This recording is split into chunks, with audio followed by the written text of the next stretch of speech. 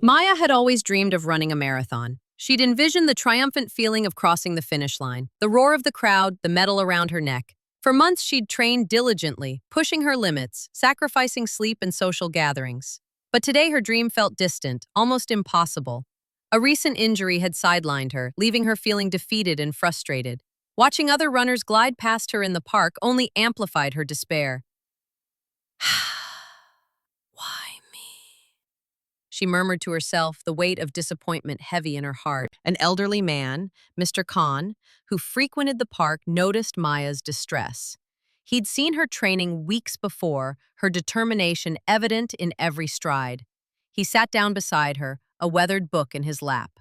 After a moment of comfortable silence, he spoke gently.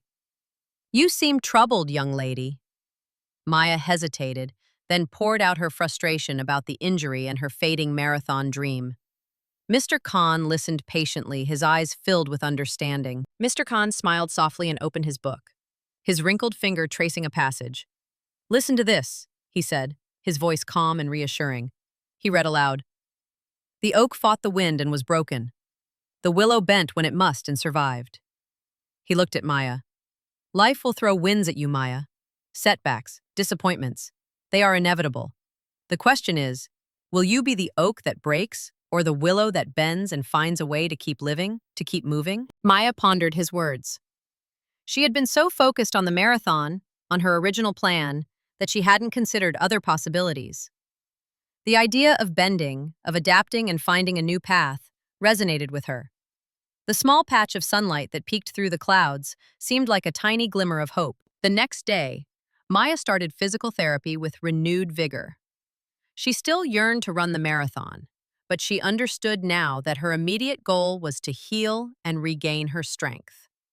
She focused on each small step, each exercise, celebrating the gradual improvement. The disappointment was still there, but it no longer consumed her. She was learning to bend, not break. Months passed. Maya's leg healed, stronger than before. While the big marathon was no longer an immediate possibility, she discovered a local 5K race. It wasn't the grand stage she had initially envisioned, but as she ran, a sense of joy washed over her. She wasn't breaking any records, but she was running. She was moving forward. The finish line, no matter how small the race, felt like a victory. Back on the park bench, Maya proudly showed Mr. Khan her medal. "It wasn't the marathon," she said, her eyes shining, "but I did it. I ran."